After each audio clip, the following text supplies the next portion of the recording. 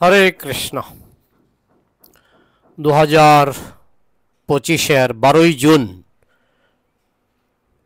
আপনারা সবাই এই খবর জেনে গেছেন যে একটি এরোপ্লেন এয়ার ইন্ডিয়ার ফ্লাইট নাম্বার 171 আহমেদাবাদ থেকে লন্ডন যাচ্ছিল। ফ্লাইটটি আকাশে ওড়ার সঙ্গে সঙ্গেই বলা যায় সেটি একটি বিল্ডিংয়ে ধাক্কা খায় এবং সেখানে একটা দুর্ঘটনায় পড়ে যায়। এই বিমানের মধ্যে 242 জন ব্যক্তি ছিলেন, যাত্রী এবং বিমান কর্মী সহ। একজন শুধু বেঁচে গেছিলেন, যেমন করেই হোক একজন বেঁচে গেছিলেন। মেঘানী নগরের বিজে মেডিকেল কলেজের বিল্ডিংয়ের উপর এটি ধাক্কা খেয়েছিল এবং সেখানেই আগুন জ্বলে সেটি সেখানেই পড়ে যায়। তো 242 জনের মধ্যে 241 জন মারা গেছেন, একজন বেঁচে গেছেন। আর একজন প্যাসেঞ্জার, যার কোনো কারণে আসতে একটু দেরি হয়েছিল, তিনি প্লেনটি ঠিক সময়ে ধরতে পারেননি, একটু লেট হয়ে গেছিল, তিনিও বেঁচে গেছেন।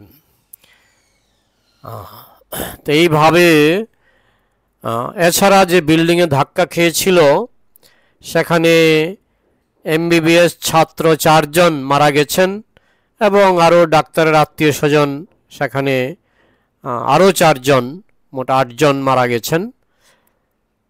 আর 20 জনের মতো ইনজিউর্ড হয়েছেন, আহত হয়েছেন। তো এইভাবে এত বড় দুর্ঘটনা খুব কমই ঘটে। তো এই যে দুর্ঘটনা, প্লেনটি আকাশে ওঠার সঙ্গে সঙ্গে এত বড় একটা দুর্ঘটনা ঘটে গেল। তো এটি নিয়ে বিভিন্ন মানুষ বিভিন্ন মন্তব্য করছেন। আমরা আধ্যাত্মিক দৃষ্টিকোণ থেকে এই সম্পর্কে আমরা দু চার কথা বলতে চাই।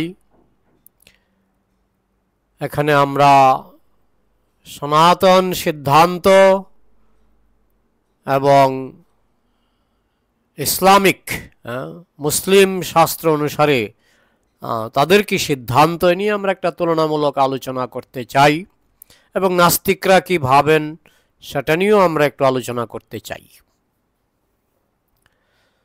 তো নাস্তিকরা মনে করেন এটা একটা দুর্ঘটনা, এটা হঠাৎ ঘটে গেছে এবং এর পেছনে কোনো আধ্যাত্মিক কারণ নেই, এখানে ঈশ্বরের কোনো হাত নেই, এটা একটা জাস্ট দুর্ঘটনা।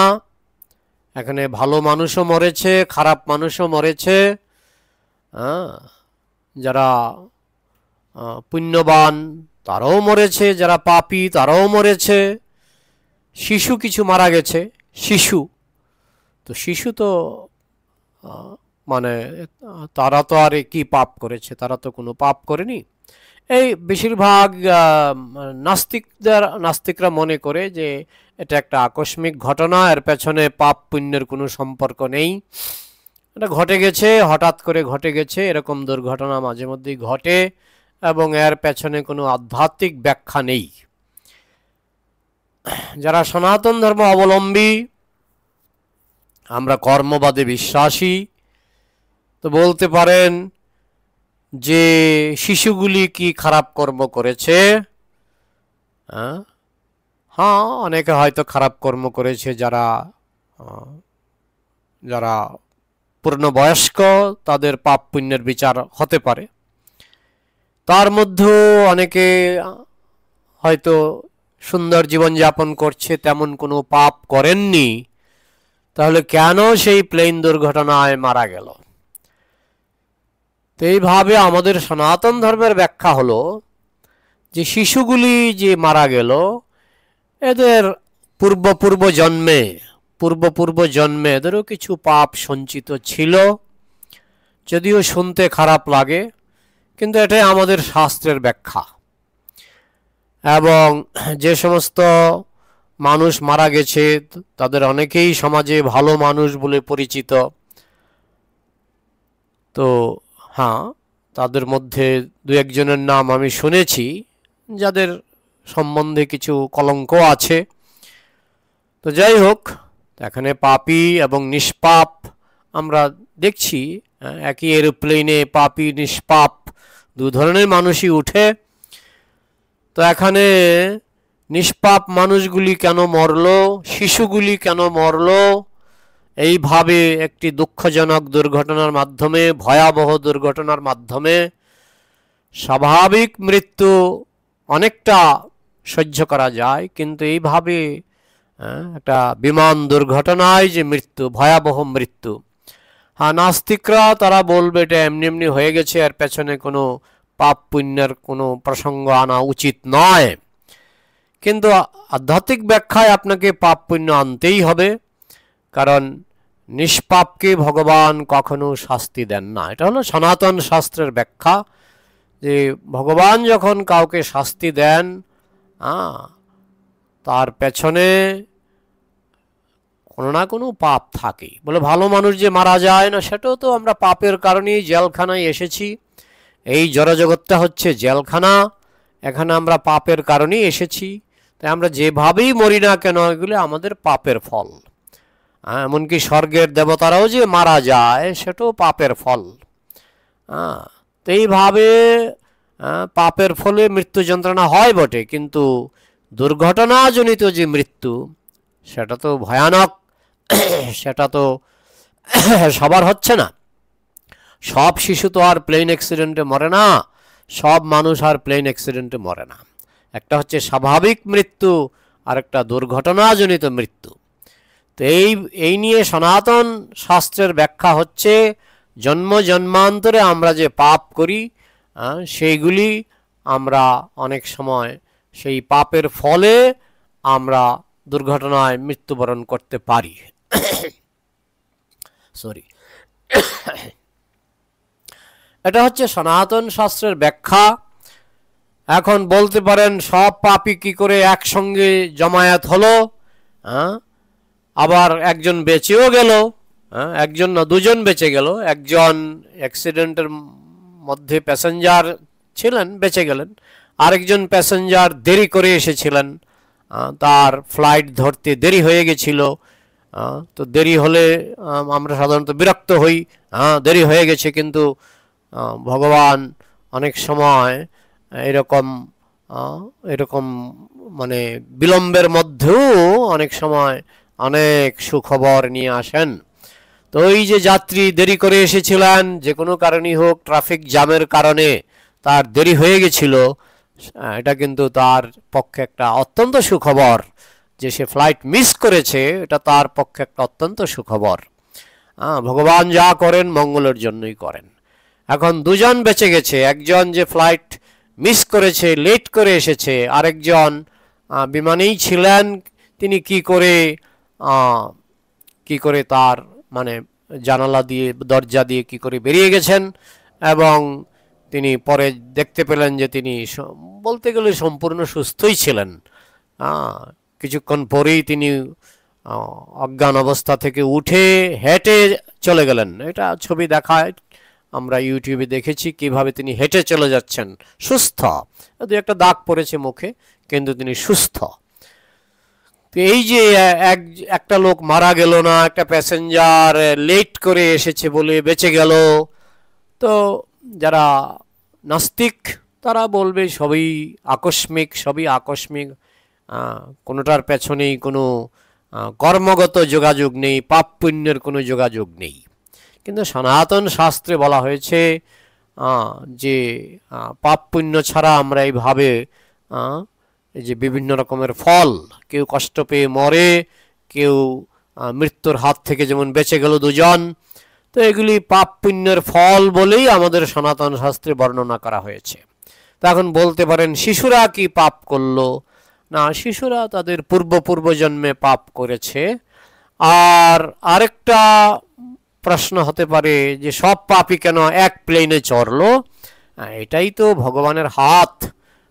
ভগবান যে কত বড় এক্সপার্ট এটা আমরা আন্দাজও করতে পারি না। তিনি যে কত বড় এক্সপার্ট, যেমন যখন একটা একটা ঘূর্ণিঝড় হয় তখন হালকা পাতা হালকা ধূলিকণা আকাশে ওড়ে, ভারী কোনো বস্তু সহজে ওড়ে না। তো এখন একসঙ্গে হালকা ধূলিকণা যদি আকাশে উড়ে, আমরা কি প্রশ্ন করি কেন হালকা ধূলিকণাগুলি একসঙ্গে আকাশে উড়ে গেল? না হালকা বলেই উড়ল। ঠিক তেমনি আমরা আমাদেরই পাপের কারণে যেখানে বিপদ আমরা সেখানে সমবেত হতে পারি, আমাদেরই পাপের কারণে যেখানে বিপদ সেখানে আমরা ঐক্যবদ্ধ হতে পারি। সেটা ভগবানকে আমরা খুব হালকাভাবে নিই তো, যে ভগবান এত কঠিন কাজও করে ফেলতে পারেন, এতগুলি পাপী একসঙ্গে জমায়েত করতে পারেন। ভগবানের পক্ষে এগুলি কিছুই না, কিছুই না, কিছুই না। এখন বলতে পারেন এরা দেহত্যাগ করেছেন, এদের জন্য আমাদের প্রার্থনা করা উচিত। নিশ্চয়ই আমরা প্রার্থনা করব, কিন্তু সঙ্গে সঙ্গে আমাদের শাস্ত্রীয় ব্যাখ্যাটাও আমাদের জানতে হবে যে আমাদেরই পাপের কারণে আমরা এই সমস্ত দুর্ঘটনায় পড়তে পারি। সেটা আপনার জীবনে হতে পারে, আমার জীবনে হতে পারে, এটা আমরা কেউ গ্যারান্টি দিয়ে বলতে পারি না। আমরা শত শত জন্মে লক্ষ লক্ষ জন্মে আমরা কে কি পাপ করেছি আমরা কেউ জানি না। তাই আপাত দৃষ্টিতে এই শিশুগুলি মনে হতে পারে নিষ্পাপ, কিন্তু তাদের লক্ষ লক্ষ জন্মের ইতিহাস আমরা জানি না। তো যাই হোক, সনাতন শাস্ত্রের ব্যাখ্যা হলো যে আমাদের পূর্ব জন্মের পাপের ফলে আমরা অনেক সময় এই সমস্ত দুঃখ দুর্দশা অ্যাক্সিডেন্ট ইত্যাদির কবলে পড়ে যাই। এটা হলো আমাদের সনাতন শাস্ত্রের ব্যাখ্যা। এখন আমি এই নিয়ে বিভিন্ন মুসলিম ব্যক্তিদের প্রশ্ন করেছি, আগেও করেছি। তারা সাধারণত বলে যে পূর্বজন্ম বলে কিছু নাই, পূর্বজন্ম বলে কিছু নাই, তো শিশুগুলি কেন মরলো? না, এটা আল্লাহর পরীক্ষা, আল্লাহর পরীক্ষা। শিশুগুলি তো কোনো পাপ করেনি, তো আল্লাহর পরীক্ষা। তো শিশুকে কি পরীক্ষা করলো? না, পুষিয়ে দেবে, তারা যখন মারা যাবে তারা জান্নাতে চলে যাবে, ভগবান পুষিয়ে দেবে। মানলাম পুষিয়ে দেবে, কিন্তু এই শিশুগুলি যে কষ্ট পেল, আরও তো শিশু কষ্ট পেল না, বা কম কষ্ট পেয়ে মারা যায়। প্লেন অ্যাক্সিডেন্টে সব শিশু মরে না, কিছু শিশু হয়তো সাধারণ রোগে মারা যায়। তো যাই হোক, এখন বিভিন্ন জনের মৃত্যু যন্ত্রণা বিভিন্ন রকম, সবাই যে একরকম ভয়াবহ মৃত্যুবরণ করে তা নয়।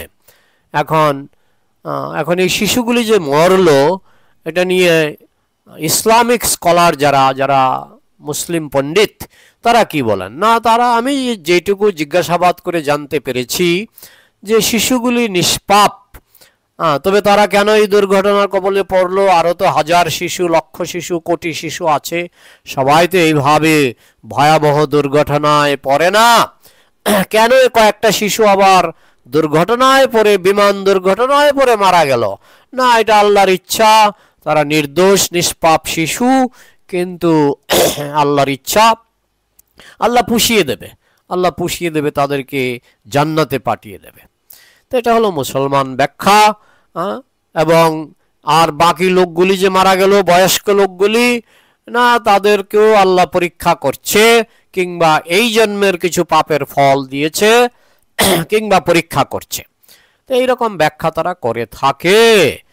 তো পরীক্ষার ব্যাপারটা এখানে কি পরীক্ষা? হঠাৎ করে আগুন জ্বললো, হঠাৎ করে বিমান বিস্ফোরণ হলো, হঠাৎ করে মারা গেল, এখানে পরীক্ষা দেওয়ার সময়টা কোথায়? পরীক্ষা দেওয়ার সময়টা কোথায়? তো আমাদের যে ব্যাখ্যা যে পূর্বজন্মে, এটা সনাতন শাস্ত্রের ব্যাখ্যা, যে পূর্বজন্মের কিছু পাপ সঞ্চিত ছিল, ভয়াবহ পাপ কিছু ছিল, যার ফলে এই বিমান দুর্ঘটনায় তাদের সেই পাপের ফল ভোগ করতে হলো। এখন শিশু, না, শিশুদেরও পূর্ব জন্মে, আমরা তো পূর্বজন্ম স্বীকার করি, 84 লক্ষ জনি ভ্রমণ, পূর্ব জন্ম আমরা স্বীকার করি। প্রথম আমরা থাকি ভগবানের ধামে, সেখান থেকে আমরা প্রথমে পাপের ফলে, আমাদের যে পাপ বাসনা, তার ফলে প্রথমে আমাদের দেবতা হয়ে জন্ম হয়, দেবতা থেকে পাপ করার ফলে বা পাপ বাসনার ফলে আমাদের মানুষ হয়ে জন্ম হয়, মানুষ রূপে পাপ করার ফলে আমাদের পশু হয়ে জন্ম হয়, কিংবা এরকম বেশি পাপ করলে অনেক সময় দুর্ঘটনায় মৃত্যু হয়, যেমন বিমান দুর্ঘটনা, গাড়ি দুর্ঘটনা, এইভাবে আমাদের মৃত্যু হতে পারে। তো যাই হোক, এখন আমি সনাতন শাস্ত্রের ব্যাখ্যা তো আমি বিস্তারিত বললাম। ইসলাম অনুসারে এই শিশুগুলি তারা নিষ্পাপ ছিল, কিন্তু আল্লাহ তাদেরকে পুরস্কার দিয়ে পুষিয়ে দেবে। এখন আমি আপনাকে 10টা ঘুষি মারলাম, তারপরে আপনাকে 2 কোটি টাকা দিয়ে বললাম যে পুষিয়ে দিলাম, কিন্তু 10টা ঘুষি মারার তো কোনো দরকার ছিল না। 10টা ঘুষি মেরে আপনাকে 2 কোটি টাকা দিলাম, হ্যাঁ আপনি খুশি হতেও পারেন, কিন্তু 10টা ঘুষি কেন মারলেন? হ্যাঁ, তো যাই হোক, তো এইভাবে বলা হয় যে নিষ্পাপ শিশুগুলি তারা তো এমনিও যদি মারা যেত, মুসলমানদের ব্যাখ্যা অনুসারে শিশুরা এমনিও যদি মারা যায়, বিমান দুর্ঘটনা ছাড়াও যদি তাদের স্বাভাবিক মৃত্যু হয়, তবু তারা জান্নাতে যাবে। তো তাহলে বিমান দুর্ঘটনা একটা বাড়তি দুর্যোগ, বাড়তি কষ্ট শিশুগুলিকে কেন দেয়া হলো? আর এই সমস্ত যে যাত্রীগুলি, তাদের মধ্যে সবাইকে তো আমরা পাপ করতে দেখি না। তো আমাদের সনাতন শাস্ত্রের ব্যাখ্যা হচ্ছে তারা পূর্ব জন্মে পাপ করেছিল, এই জন্মে নিষ্পাপ থাকলেও পূর্ব জন্মে পাপ করেছিল। তো যাই হোক, এখন যদি কোনো মুসলিম পণ্ডিত যদি এই ব্যাপারে কিছু বলেন, তাহলে আমরা একটা তুলনামূলক কম্পারেটিভ রিলিজিয়ন, তুলনামূলক আলোচনা আমরা করতে পারি।